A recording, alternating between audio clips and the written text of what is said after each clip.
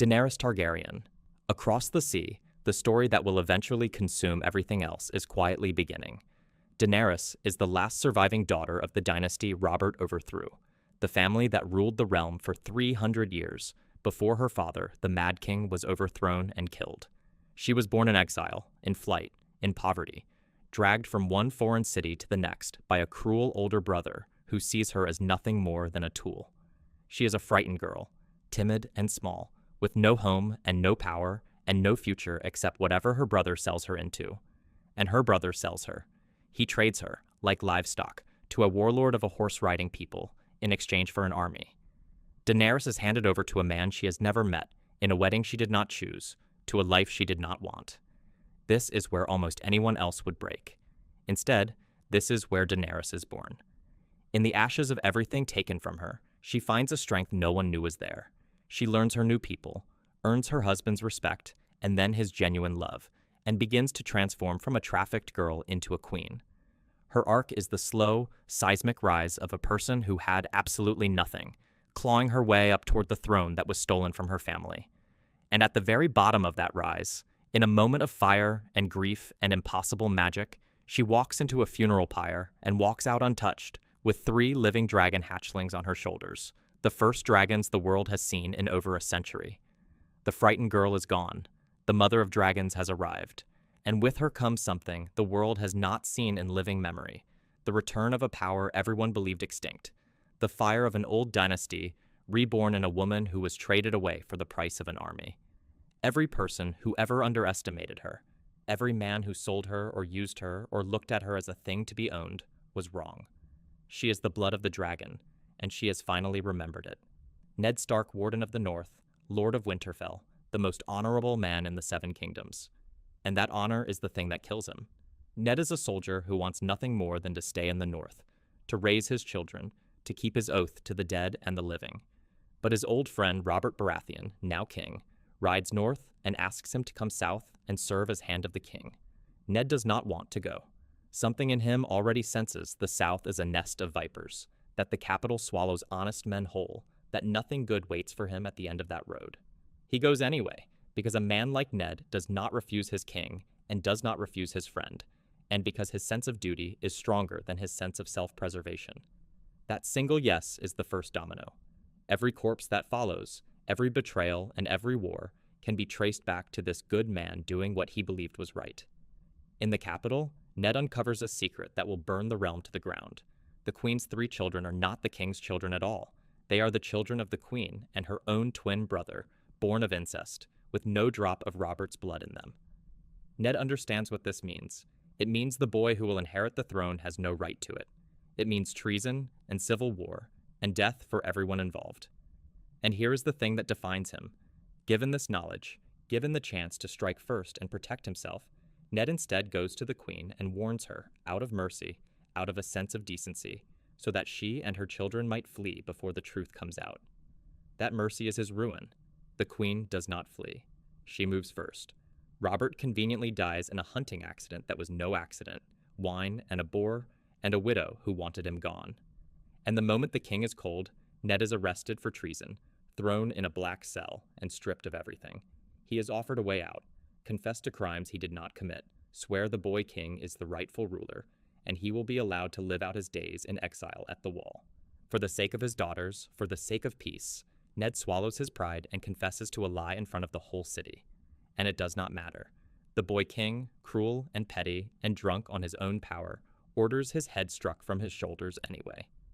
The most honorable man in the realm dies on the steps of a temple, betrayed by the very system he tried to serve honestly. His death is the moment the story tells you the truth about this world. Honor is not armor here. Honor is a target, Cersei Lannister, the queen who orchestrated all of it.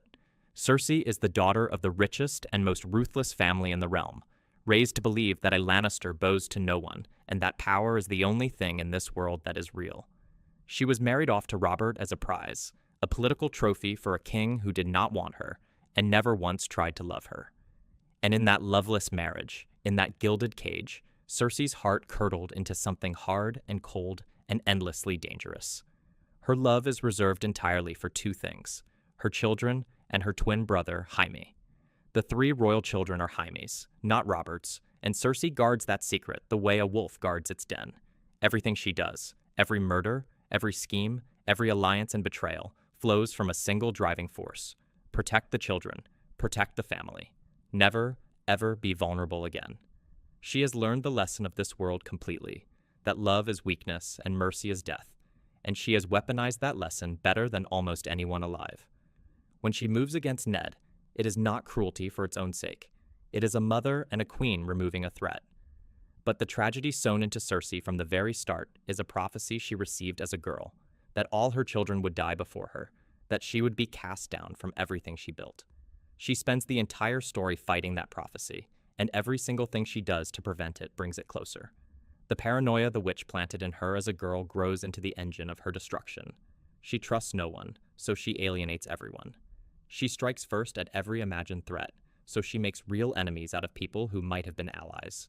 She burns bridges, she poisons friendships, she chooses power over love at every turn, and one by one the walls she builds to protect her children become the walls that leave them undefended. Cersei is a woman trying to outrun a curse by running straight toward it, and she cannot see, until it is far too late, that she has been the instrument of her own ruin the entire time. Jaime Lannister, the Kingslayer. When we meet Jaime, he is the most hated man in the Seven Kingdoms, and he seems to deserve it. He is arrogant, golden, cruel with his words, sleeping with his own sister, and utterly unashamed of it. And in the very first hour of the story, he catches a child spying on him and Cersei, and without hesitation, he pushes that child out of a high window to keep their secret. It is one of the most shocking things anyone does in the whole story, and it tells you exactly who to hate. And then, slowly, painstakingly, the story does something remarkable. It shows you that you were wrong. Jaime earned the name Kingslayer years ago by stabbing the king he was sworn to protect in the back. Everyone despises him for it, sees him as an oath breaker with no honor.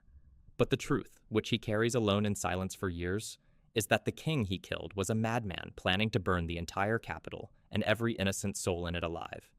Jaime broke his sacred oath to save 500,000 people, and then let the whole world hate him rather than explain himself. That is the contradiction at the center of the man. He did the most dishonorable thing imaginable for the most honorable of reasons, and he has been paying for it ever since. Over the course of the story, Jaime loses his sword hand, the one thing that made him who he was, Tyrion Lannister, the Empress Cersei and Jaime's younger brother, and the sharpest mind in the realm trapped in a body his own family is ashamed of. Tyrion is a dwarf, and in this world, that makes him a joke, an embarrassment, a thing to be hidden. His father despises him. His sister blames him for the death of their mother, who died giving birth to him. He has spent his entire life being told he is worthless by the people who are supposed to love him. And so, he built the only defenses available to him, his wit and his mind, and his refusal to be shamed. As he says himself, he wears his shame like armor, so that it can never be used to hurt him. But Tyrion is more than a survivor. When the war comes and the capital is under siege, it is Tyrion, the despised little brother, who actually saves the city.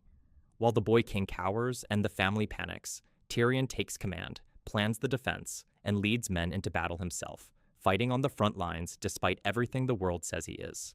He wins the battle, saves thousands of lives, and his reward is to have the credit stolen from him, to be pushed aside, to be blamed.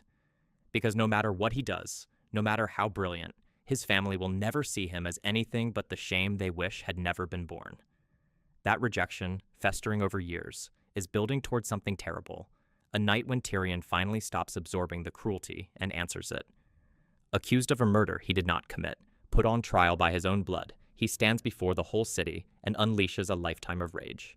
He is condemned, freed in the dark by his brother, Arya Stark, Ned's younger daughter, and everything a lady of her world is not supposed to be. Where her sister dreamed of gowns and princes, Arya wanted a sword.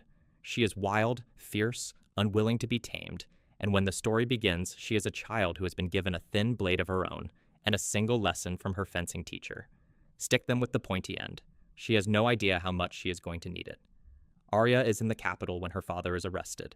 She is there, in the crowd, when his head comes off.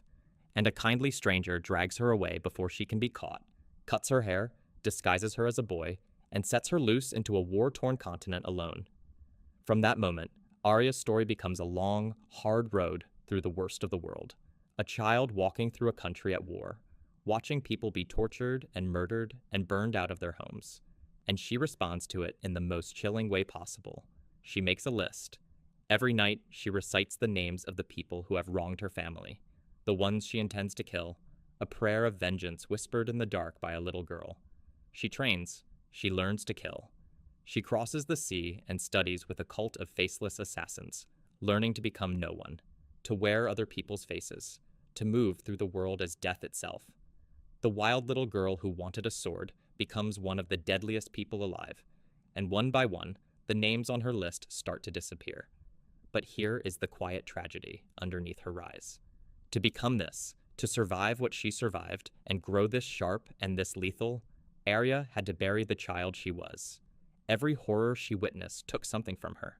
Every name she added to the list hardened her a little more. Sansa Stark, Ned's eldest daughter, and the character the story puts through the longest, cruelest education in the entire tale. When we first meet Sansa, she is a sweet, naive girl who believes in songs and knights and handsome princes. She is betrothed to Joffrey, and she is in love with the idea of him, dreaming of the beautiful life she will have as his queen. She does not understand the world she lives in. She will be taught, brutally and completely. Her father is executed on the orders of the boy she was going to marry. She is trapped in the capital, a hostage in silk, forced to smile at the people who murdered her family, forced to stand beside Joffrey while he shows her her own father's severed head on a spike. Everything soft and hopeful in her is beaten out, piece by piece, year by year. She is passed from captor to captor, used as a piece in other people's games, and eventually married to a monster and imprisoned in her own childhood home. And here is what makes Sansa remarkable. She does not break, and she does not become cruel. She becomes something harder to see and far more dangerous. She learns Robert Baratheon, the man who dragged Ned south, and the king whose death lights the fuse for everything. Robert was a warrior once, the greatest of his age, a giant of a man who won a kingdom with a warhammer and a rebellion built on rage and love. Years before the story begins, a prince stole the woman Robert loved, Ned's sister Lyanna, and Robert went to war to get her back.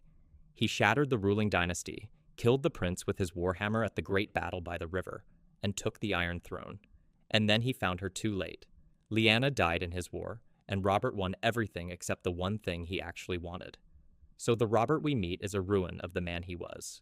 He is fat now, and drunk, and bored, buried under the weight of a crown he never wanted for a throne he cannot stand to sit on. He married the queen for politics and hates her. He rules a kingdom he has no interest in ruling. He spends his days hunting and whoring and drinking because the only thing he was ever good at was the fighting, and the fighting is over. Joffrey Baratheon, the Child King and one of the most purely hateful creatures the story ever produces. Joffrey is the eldest of Cersei and Jaime's secret children, the boy who inherits the throne when Robert dies, and from the moment he takes power, he reveals himself as a monster wearing a crown. He is cruel for the pleasure of it. He is a coward who hides behind his guards while ordering others to suffer. He is a small, sadistic boy, handed absolute power over millions of lives, with no wisdom, no restraint, and no soul to speak of. It is Joffrey who orders Ned Stark's head cut off, breaking even his own mother's plan out of sheer spite. It is Joffrey who torments and humiliates the girl betrothed to him, who has innocent people killed for his amusement, who points a loaded crossbow at anyone who displeases him.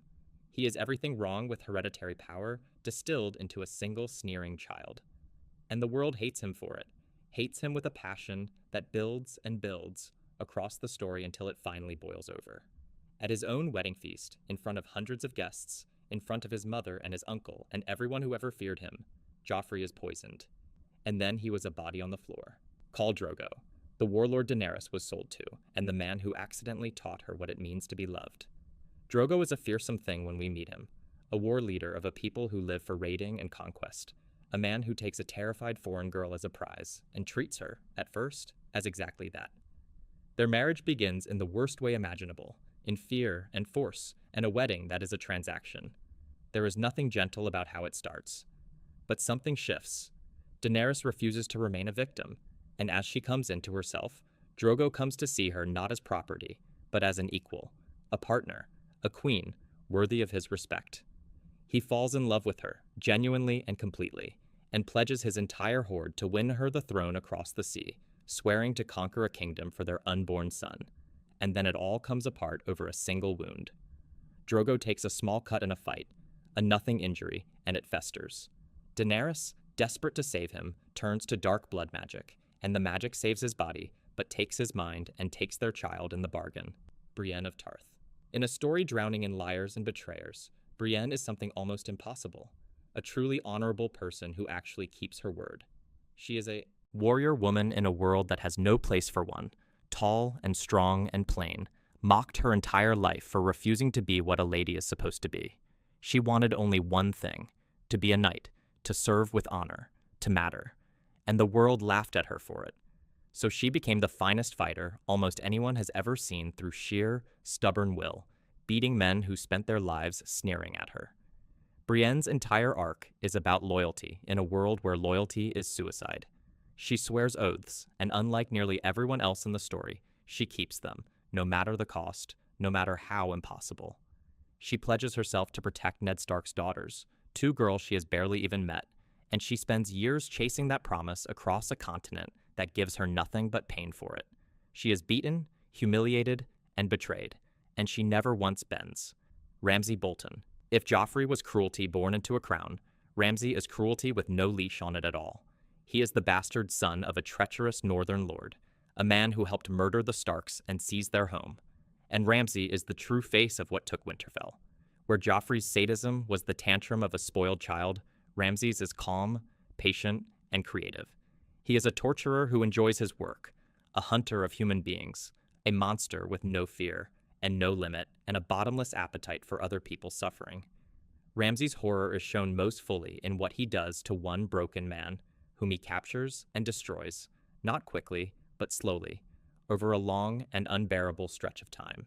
He does not simply kill his victim, he unmakes him, flaying him piece by piece, breaking his body, and then his mind, and then his very sense of who he is, until the man forgets his own name and becomes a cringing, terrified creature who exists only to serve the person torturing him. Petyr Baelish.